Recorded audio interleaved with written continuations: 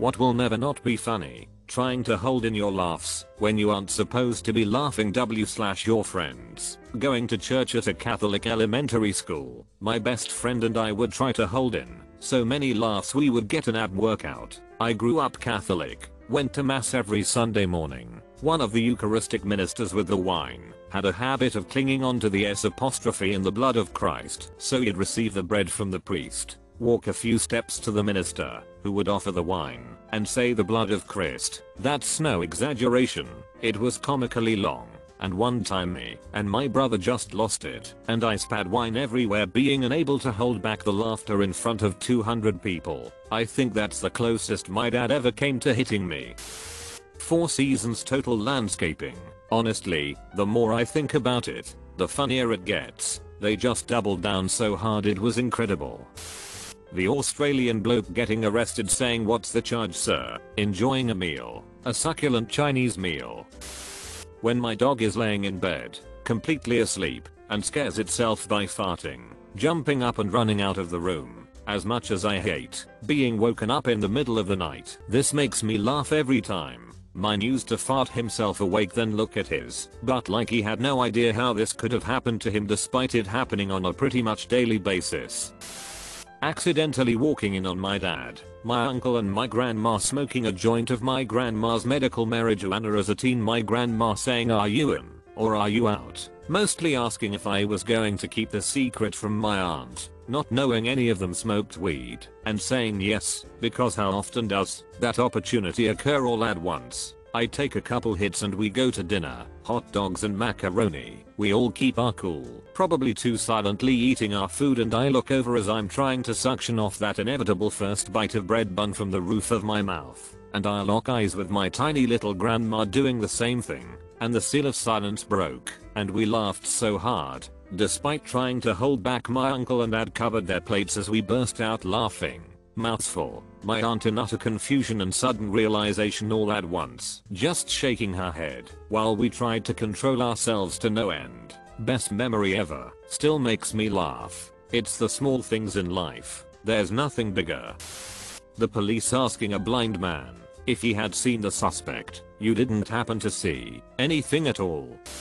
A few years ago, some friends and I went to the beach together. As we were packing up, one of the guys crouched down and exposed a considerable quantity of butt crack. His girlfriend slash fiancée was kneeling right behind him with a handful of sand. She saw his exposed crack, looked down at the handful of sand, looked up at me, back to the sand, back to the crack, and then just casually slid it down his pants. He didn't react, so she grabbed another handful of sand and slid that in as well. Still no reaction. Got about 5 handfuls of sand in there before he finally noticed. It may not be that funny to read, but just watching the casual mental cogs clicking into place of, "I'm gonna put this sand in his," but kills me every time I think about it. Nice, Ron. What, am I not allowed to sneeze? That interview with a kid who says, "I like turtles." Animals seeing their reflection into a mirror and not recognizing it. People slipping and falling down but not seriously hurt. Even better when it's small children. If why but seeing small kids fall down makes it even funnier. Monty Python and the Holy Grail. I first saw this as a kid and watched it a few more times over the years, but never as an adult. I recently rewatched it and it blew my mind how much just went right over my head. I truly appreciate this effing movie now that I've seen it as an adult. I also seriously question why my parents let me watch it when I was 9.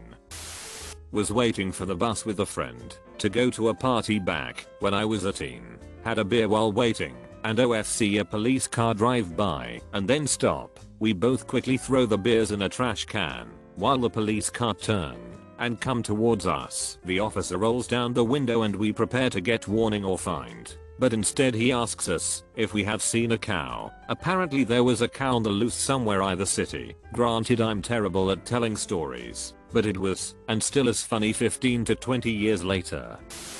Writing K to a very long and heartfelt message. I know that a lot of people want to catch them all, but my job is a much bigger challenge. It is my goal to masturbate to all 898 Pokemon. Plain and simple. I usually try to do it twice a day, regardless of the difficulties. At the end, I always win. I go on places like DeviantArt, Rule 34, and occasionally E621 in order to achieve this massive goal. And when I finally do, I will become a Pokemon master. Sometimes, it is easy. I can come in 5 minutes looking at Gardevoir or Lopunny.